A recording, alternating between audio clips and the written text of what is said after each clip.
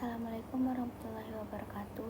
Saya Kisha Mutia Ayuni dengan NIM 253691184 dari Program Studi Ilmu Hukum. Baiklah, saya akan menjelaskan hasil UAS analisis komprehensif terhadap 3 rumpun kasus besar, yaitu mengenai perkawinan dan waris, jual beli tanah dan BZ, serta badan hukum dan jaminan. Baiklah, kita akan memasuki kasus yang pertama, yaitu fakta dan permasalahan hukum. Fakta hukum dan isu hukumnya. Fakta kuncinya adalah ini merupakan perkawinan campuran tanpa perjanjian kawin. Adanya ahli waris golongan 1 dan aset yang belum dibaliknamakan.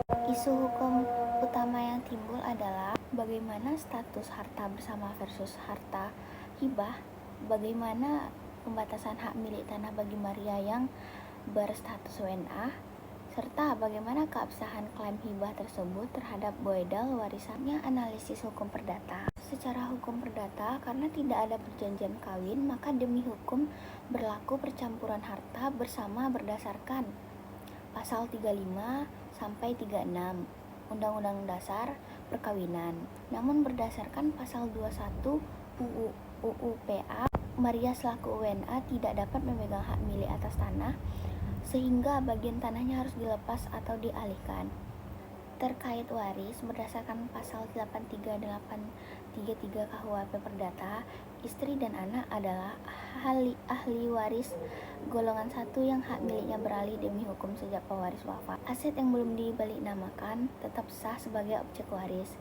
Sedangkan untuk klaim hibah sesuai pasal 1666 KUHP Perdata harus dibuktikan dengan akta autentik dan wajib diperhitungkan melalui inplank jika dia melanggar porsi mutlak atau legitime porti anak lainnya. Selanjutnya ada analisis kedudukan para pihak. Kedudukan para pihak, Maria berhak atas setengah harta bersama ditambah porsi warisnya, tetapi terbentur status WNA-nya untuk objek tanah.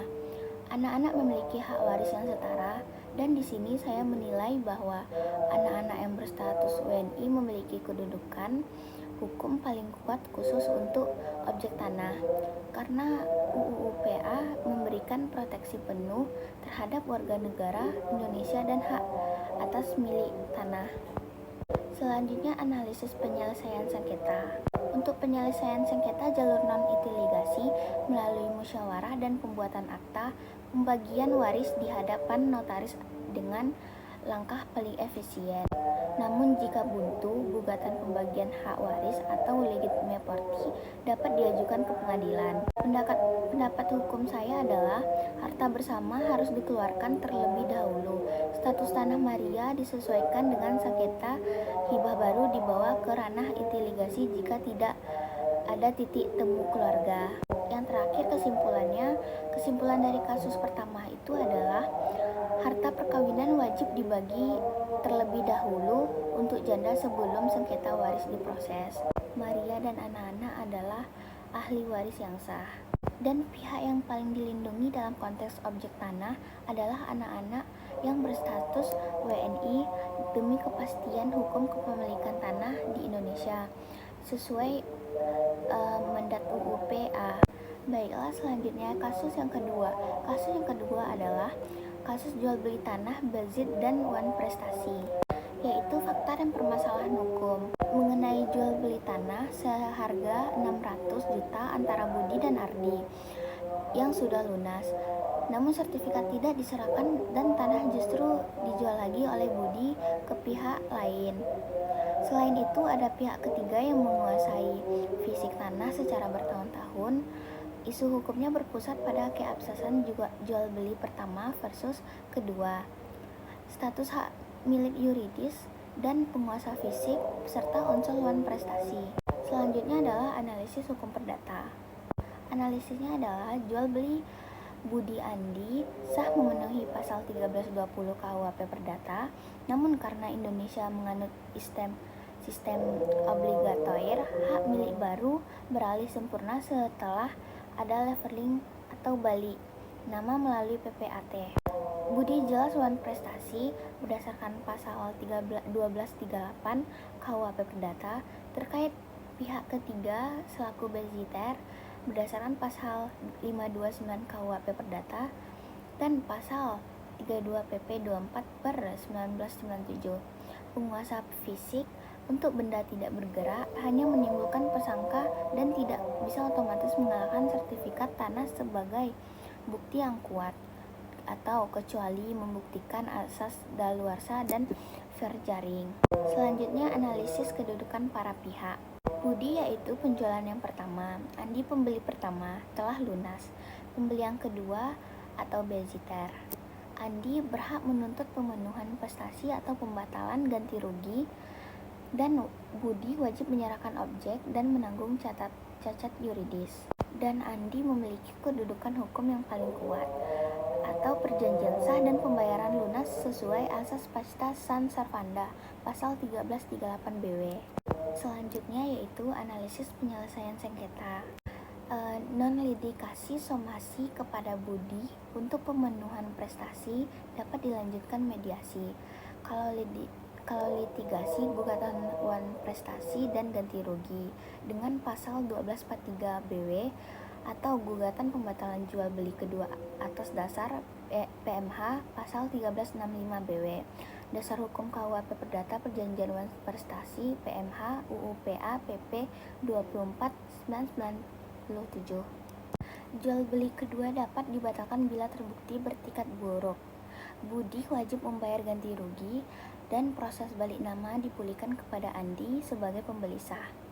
Bezitter dapat dikalahkan bila tidak memiliki atas hak, namun dapat menuntut kompensasi atas usaha yang dilakukan dengan itikat baik.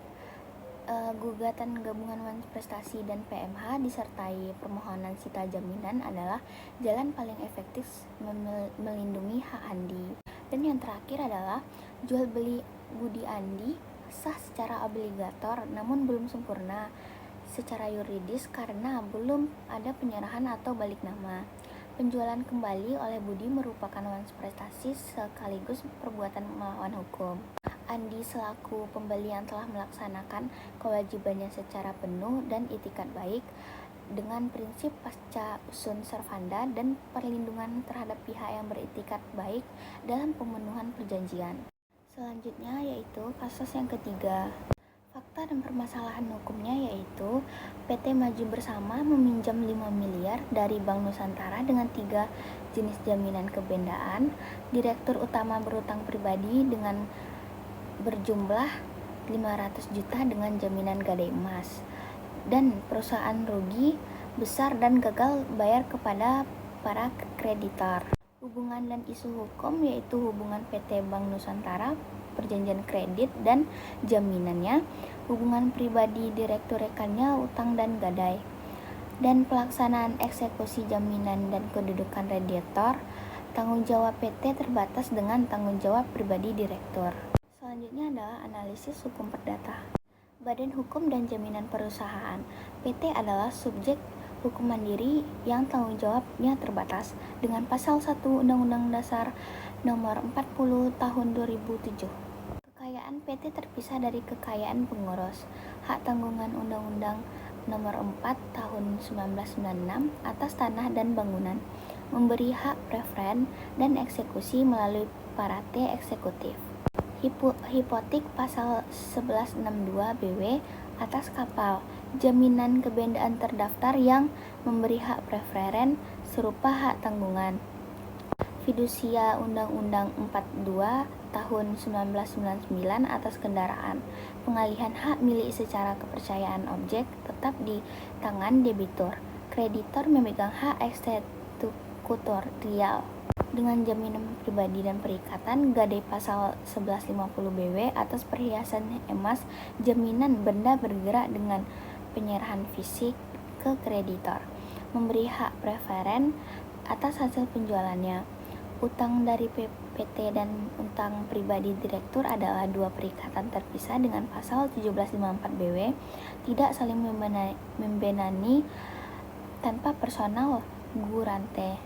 Tanggung jawab seorang direktur dapat meluas secara pribadi bila terjadi kesalahan atau kelalaian pengurus dengan pasal 97 Undang-Undang PT Piercing the Corporate Veil. Kreditor tanpa jaminan berkedudukan sebagai kreditor konkuren dengan asas pari passu pasal 1131 sampai 1132 BW. Selanjutnya yaitu analisis kedudukan para pihaknya. Para pihak PT Maju Bersama debitur utama dengan Bank Nusantara kreditor pemegang hak tanggungan hipotek dan fidusia. Kreditor konkuren lainnya dan direktur utama dan rekannya atau kreditor gadai pribadi. Bank Nusantara, hak eksekusi parate eksekutis didahulukan atas objek jaminan dengan wajib melunasi utang dan menyerahkan jaminan untuk dieksekusi.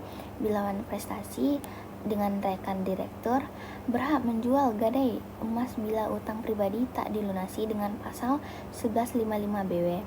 Direktur wajib melunasi utang pribadinya sendiri terlepas dari utang PT. Bank Nusantara itu berkedudukan dengan paling kuat. Dia memegang jenis jaminan kebendaan terdaftar yang memberi hak preferen dan eksekutorial langsung tanpa menunggu proses kepasilitinan. Selanjutnya yaitu analisis penyelesaian sengketa. Non-litigasi, restrukturisasi dan negosiasi utang dengan Bank Nusantara. Eksekusi langsung jaminan kebendaan untuk hak tanggungan dan fidusia. Permohonan PKPU atau kepailitan ke pengadilan niaga. Undang-Undang 37 tahun 2004. Bila debitur memiliki lebih dari satu kreditor. Dasar hukumnya Undang-Undang 4 tahun 1996 sampai 999 KUHP Perdata dengan Undang-Undang 40 2007 dan Undang-Undang 37 tahun 2004. Akibatnya yaitu lelang eksekusi objek jaminan hasil didahulukan untuk pelunasan kreditor preferen. Sisa kekurangan utang menjadi tagihan konkuren atas harta PT lainnya. Utang pribadi direktur diselesaikan dengan terpisah dari model PT dengan kecuali terbukti pelanggaran fiducia doti. Kombinasi eksekusi jaminan kebendaan dan opsi PKPU paling tepat agar tertara dan kreditor konkuren tetap memperoleh bagian proporsional. Kesimpulannya yaitu utang perusahaan dan pribadi harus diselesaikan secara terpisah dan Bank Nusantara adalah pihak yang paling dilindungi dengan pengikatan jaminannya telah memenuhi syarat formil dan terdaftar secara sah. Baiklah, dari kasus yang ketiga yang saya bacakan tadi itu yaitu saya berhasil mensintesis dan mengaplikasikan 18 hukum perdata, mulai dari subjek hukum bendal, perikatan, hingga hukum jaminan khusus seperti hak tanggungan dan fidusia. Pola keterkaitannya sangat jelas. Subjek hukum mendasari siapa yang bertindak dan hukum perjanjian melahirkan perikatan yang jika dilanggar memicu one's prestasi. Dan hak kebendaan menjadi landasan lahirnya perjanjian jaminan aksesorir untuk mengamankan utang piutang. Sebagai konklusi dan refleksi saya yaitu materi yang paling krusial dan menjadi jangkar dari ketiga kasus ini adalah hukum perjanjian serta prestasi. Alasannya yaitu seluruh kasus perjanjian ini berakar dari hubungan kontraksi, baik itu jual beli tanah, perjanjian, kredit bank, bahkan perkawinan yang pada hakikatnya merupakan perikatan hukum dengan hakikat keluarga. Memahami batasan prestasi dan wan prestasi adalah kunci utama bagi sarjana hukum untuk menilai hak menuntut dan kedudukan hukum para pihak sebelum menerapkan instrumen dengan hukum lainnya. Sekian saya membacakan analisis hukum perdata. Baiklah, saya akan menutup video ini dengan baca Assalamualaikum warahmatullahi wabarakatuh.